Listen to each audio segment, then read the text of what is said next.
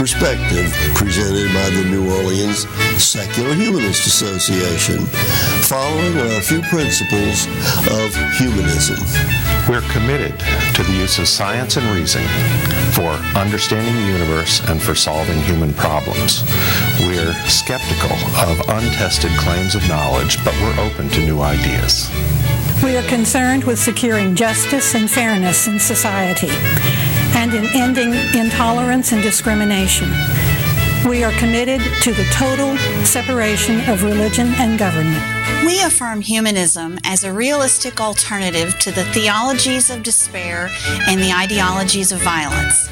We reject the concept of an afterlife and believe in living a full and rewarding life here and now. We value and respect each individual's right to judge and lead their lives according to their own position, as long as it's respectful of other people, living in a free society. We hope you enjoy today's program and others in the weeks to follow. Welcome again to our show. I'm Harry Greenberger, the host for the show, and my guest today is the Reverend Jim VanderWeele, who's the pastor of the Community Unitarian Universalist Church right here in New Orleans. And over the period of time, I've had the opportunity to address his group at his church, and Jim has also addressed our organization. So we've known each other a long time, and I am prone to call the Unitarians our kissing cousins. And I just want to read one little paragraph in their brochure that says what we believe. We believe that personal experience, conscience, and reason should be the final authorities in religion.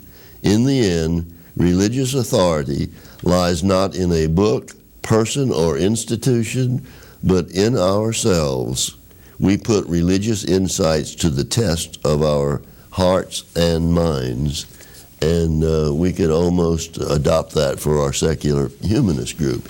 But today we're not going to talk about the Unitarian Church, because Jim VanderWeele is also a student of Eastern religions, and that's what I asked him to come and tell us more about. So Jim, start anywhere you would like to and tell us about religions that we may not know a whole lot about.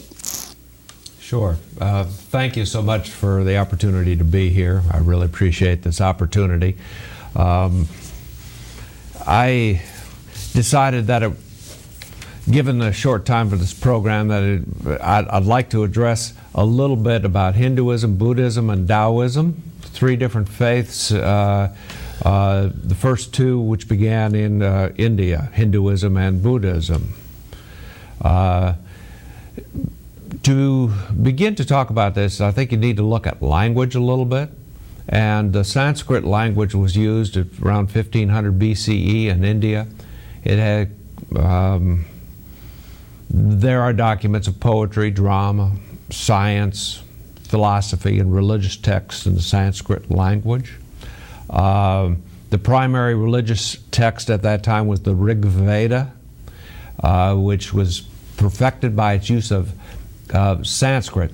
Sanskrit is etymologically a put-together language. Every word has a root, and this comes out of the Indo-European languages. There are ties between Sanskrit and Greek, Slavic, and Belgic languages. But every word is comprised of root words, and all of those root words have very specific meanings. And so etymologically, it's a very precise language. Back in 1786, Sir William Jones said the Sanskrit language is of a wonderful structure, more perfect than the Greek, more copious than the Latin, more exquisitely refined than either, yet bearing to both of them a stronger affinity, both in the roots of verbs and in the forms of grammar, than can possibly have been produced by accident. So strong indeed that no philologer could examine them all three without believing them to have sprung from some common source which perhaps no longer exists. Wasn't the original hope that Sanskrit would become the international language? Sanskrit has been used by some scholars yet today because of its precision. Okay. Priests or shamans probably developed the Rig Veda. We do not know about the origins because that's back before the written word. And I once had a professor who told me, Jim, you might like to study that, but in schools we don't study anything unless you want to be an anthropologist. Anthropologists will study pre-written word, but most of scholarship deals with the written word. Okay. And so this practice was designed in the Rig Veda to lift people away from life. And there were many rituals that came out of the shamanic traditions that deposited themselves in Hinduism and the Hindu faith. And it's still a very ritualistic faith on the ground as a form of worship. But what has come out of it are a couple of things that I think are interesting to people here in the 21st century. Yoga practice originated in India, and those who sit and those who go through a number of series of postures and all of the systems that have permeated out of that and can be found here in the New Orleans area originated in India. There's also an idea that originated in India and I think perhaps other places in the world as well, of understanding life as being a continuum. What does that mean, a continuum? They, cut to the chase, believe in reincarnation. Okay. They believe that we are, the breath of life is breathed into us for a time, and 80, 90 years is what we kind of hope for, and then when it goes, and there are descriptions of that period of the in-between zone between lives when life spirit is breathed into another being. Okay. So those are a couple of things. Hinduism is open to people of many faiths and understands that others will be raised in other traditions. It accepts all paths towards spiritual learning and invites people to try to learn in their spirit, inside of themselves, as much as they can through whatever path that they choose. It also is a faith, though, in and of itself. It has a multitude of deities. Every hilltop has its deity. Every little stream has its deity, and so people want to be in touch with those natural spirits. It has multitudes of heavens and hells where you can go. Not just one heaven and one hell. It has many of them. And it has... But those are just temporary locations. Temporary locations during a period of if I understand rebirthing. What you just said, you might spend a temporary time in hell for some reason, and then when you're reincarnated, you get a second chance? You get a chance. And this is where karma comes in. And karma is a word that's used in relation to reincarnation. That karma is anything that is either good or that is bad that you hold on to with as a strong grip on you as a person will carry out in an effect later. So that might happen both in this lifetime, and there's residue that's carried through from one lifetime to the other that you get the opportunity to work off, hopefully having done some work in the between zone. Is this karma self-imposed, or is it something that happens to you, against your best wishes? They believe it's the way of nature. It happens. It's not self-imposed. Okay. Is their belief. And so they had many people who were ascetics, and they also believed in stages of life, that it was very customary for people to be young, to go through the working stage of their life, and then to retreat to the woods and become an ascetic and look for spiritual gain over time. So many of the people that are held as spiritual leaders around the world were respected by Hindus. including some of the sages in the Old Testament in the Hebrew Scriptures, and including Jesus, including the apostles, and although they've had some problem, although they accept the Prophet Muhammad, they've had some problems over time. But you're saying Hindus and Muslims. that the Hindus say you can come to them with whatever other religion you have, and then what, do you become have a double religion, whatever you started with, and plus the Hindu religion? How does that work? No, I don't think that they expect anybody to become Hindu. But you're welcome to come in. But you are welcome, and you are accepted. It's not like there are divisors. Hinduism has never drawn any divisors between them and people of other faith, unless people of other faiths seem to have taken advantage of that. But if you speak to someone who follows the Hindu religion, he will say, "I am a Hindu," as someone else might say, "I'm a Catholic" or "I'm a Jew." Is that correct? Right, but you will go into a shrine, and there are a number of these in the United States, where there are all of these kind of little altars set up to those of many faiths of the world, Zoroastrians, the Muslims, Christians, Jews, and on and on and on around, the Jains, the Sikhs. So if you go into one of their temples, then you can probably find what religion you walked in with? That's right. Okay. That's right. All right. And that's what I mean by open. All right. Now, the Buddha was a very interesting leader who is accepted by Hindus as being one of their holy people. But the Buddha was born in what Karen Armstrong refers to as the axial age. And this was an age in which people looked at the old formularies that had been there from the earliest times and said they're no longer working. This was a time when the Hebrew prophets appeared. This was the time, and it was between 800 and 200 before the Common Era, where Socrates and Plato arrived in Greece. In China, Confucius and Lao Tzu provided guidance. Iranians were blessed with Zoroaster at that time.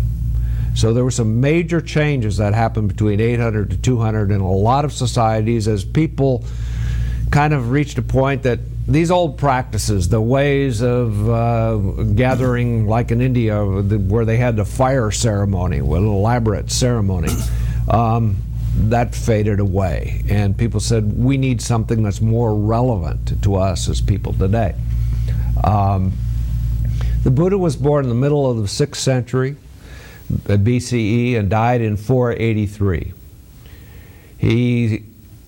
Karen Armstrong says the Vedic faith was typical of pre-axial religion. It did not develop or change. It conformed to an archetypal order and did not aspire to anything different. It depended upon external rites which were magical in effect and intended to control the universe. That's what I was talking about, the hills and the rivers having their deities. It was based on arcane, esoteric lore known only to a few. Now, what you're describing now is Buddhism? This is what the Vedic faith. This would have been Hinduism. Was seen as a problem. That was what was extant, and then Buddha came along and offered some alternative. Am I understanding that? Buddha was one of a number of traveling ascetics, bhikkhus, who traveled throughout India and was homeless. Basically went out and collected enough to eat around noon and meditated the rest of the time, and went through a path of learning, and one day was sitting underneath the Bodhi tree and basically said, I see what the problem is. He said I see that, what we've been missing. he said that to himself. Right. And he said, this is enlightenment. All right. But he didn't say enlightenment happened to me. He said enlightenment has happened. And with that, he decided to share with the world what he saw as the major problems in the world. And these are 4 noble truths of the Buddha. All right. The first is life is filled with suffering. There's suffering around everybody. The second is the cause of this suffering is desire. And there's a way out of this predicament called nibbana or nirvana, and that is to let go of desire. And the 4th step is the Noble Eightfold Path, which involves right speech, right action, right livelihood, the moral approaches to life, right effort, right mindfulness, and right concentration, which come during meditation, and right understanding and right resolve, which is the path of wisdom. Now, if I understood what you said, these paths are to get rid of desire, That's right. and desire is considered an undesirable condition. Desire leads to suffering. I'm not sure I understand that. Can you somehow or other elaborate on how desire necessarily leads to suffering? If we did not have desire, we would never be yearning for things that we don't have. And it's this yearning that makes life miserable, in his view. Suppose your desires are fulfilled. Isn't that a good thing? This is the difficulty. It is difficult to reach that point where our desires are fulfilled. Almost everybody who has a desire for money does not stop when they hit $1 million, if they should be so fortunate. I understand At what a you certain said. point, Forbes, has a list of those who have achieved certain degrees of wealth. Well, if someone says, I desire to have a wife and a cottage with a picket fence and some children around, and they get it, how does that bring suffering? According to the Buddha, and I'm just telling you what the Buddha was saying, the Buddha left his wife. And he left his wife, and this is, in a way, to many, a tragic story.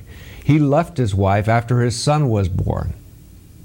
And he did not want to touch even his son or to spend any time with him. He stood at the doorway, saw his wife with a newborn baby, and said, it's all going to just suck me in and deny me what I really want, and that's to figure a way to get out of this suffering. So in order for a person to follow Buddhism, they must make serious attempt to get rid of desire. Is that what you're saying? That is correct. And so all the people who are Buddhists, of which there must be millions, I guess. Right. Are they all still on the path of trying to get rid of desire, or have they actually accomplished it? I wished I knew. Well, I wished I knew too. All right. But he really thought this was the best way to live on this earth. Okay. And of course, this ties in with the fact that in India, you have a sense of there being reincarnation. So any suffering you carried with you out of this life, your karma that it attached to you, to put it another way, that the suffering that you carried into the next life, that you continually try to resolve. And enlightenment, he said, freed you from this loop of returning to life when you could just go off and be with the gods, whoever the gods were. All right? China is very interesting, and I have been a student of Chinese religion for many years, even before I began to be prepare for ministry. But you have traveled in the Far East? I have not. Okay. I have not. I have traveled through books and studied the ideas that come out of China. And Confucianism is good as a practical approach to life. Taoism is more centered on the spiritual life, and there too it's more ritual in the local setting, and there are a number of very important books that are available in the Taoist tradition. But one of the most famous to make it to the United States is the Tao Te Ching, and the Tao Te Ching was written by Lao Tzu, purportedly. And the Tao Te Ching is kind of like the book of Psalms. You familiar with the Psalms? I know what you're talking about. Okay. I'm not familiar with them. Yeah, all right. Well, the Psalms are short, kind of pithy passages. Some of them. Psalm 119 is not.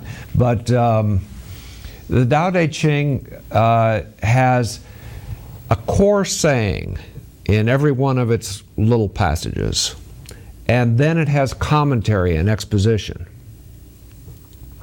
after the core saying, and then the commentary and exposition. Let me begin by sharing an example. Chapter 11 in the Tao Te Ching is very interesting, and there are ties from this, I think, that you can see that go back to Buddhism and go to Hinduism as well, although it's a little different grain on this that was developed in China.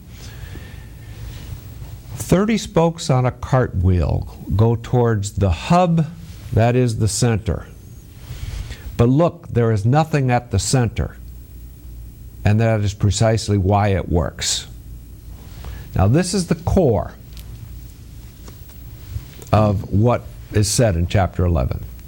It goes on for the exposition. If you mold a cup, you have to make a hollow. It is the emptiness within it that makes it useful. In a house or room, it is the empty spaces, the doors and windows, that make it usable. They all use what they are made of to do what they do, but without their nothingness, they would be nothing. I'm hearing your words. Okay.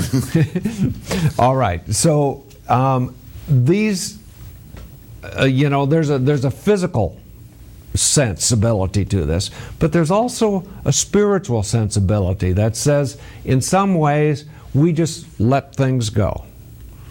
Lao Tzu kind of pointed the way, he said, the leader leads from behind. The leader kind of points the direction, everybody does the work, but the leader is there leading from behind. It's a different sense than what you get out of the Western tradition, where the leader is in front waving the swords, or yes. And so this out of Lao Tzu too, you get a real association with life, because you're talking here about a cartwheel, you're talking about a cup, you're talking about a room in a house. And that's one of the things that I really liked and appreciated about Eastern religions as I began to study them, is it seemed like they were more on the ground, more attuned with life as I knew it, than the words that were being presented to me out of the faith that I was raised in.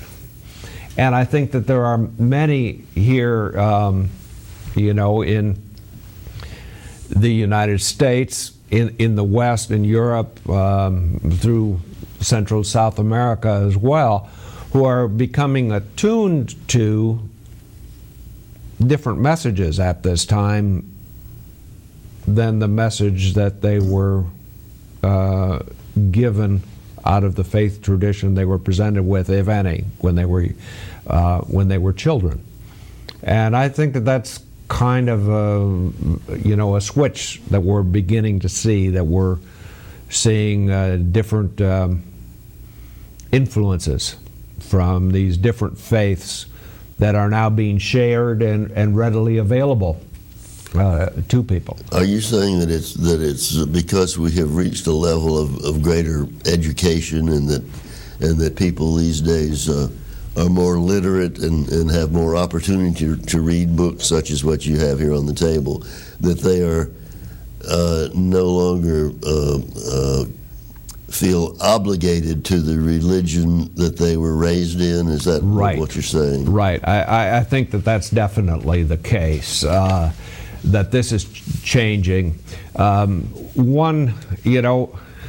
are so many authors out there who are looking at things. One who I pay some attention to, and I've just linked into a few writers in the West that I pay some attention to over the years. Jean Houston, and she wrote Mind Games, Life Force, A Mythic Life. She's written a number of texts. She's the founder of what she calls the Mystery School, which is a cross-cultural study of spirituality and ritual processes in the world. In a recent interview, she said, "As I look at the world, I think the Zeit is getting geisty." Okay. She then says, "A rainbow of colors is rising from the Earth's spiritual traditions." All right. And so some people pay more attention today to what a Native American tradition is. There are a number of people who are paying very close attention to Mayan traditions at this time. And I believe, while there is a great value in denying many elements of the ways we were taught, of pursuing it, I'm drawn to this geisty Zeit. And I like to see these things arise. All right. Now, when we're talking about the multiple ways to view life and religion and supernatural, we secular humanists also have a view differing from what we may have been raised at. Yes. And differing from what these various Eastern religions do. How does all of that, we've got about a minute to go, how does all of that affect you and your belief and your position as the pastor of a church? Well, I kind of have no compunctions about this. I'm accepting of many people from wherever they come, and I value this input that I draw from these, and I value certainly what secular humanists tell me. Jim, thank you for being with us today. Thank you, folks, for watching our show. We hope to see you again soon.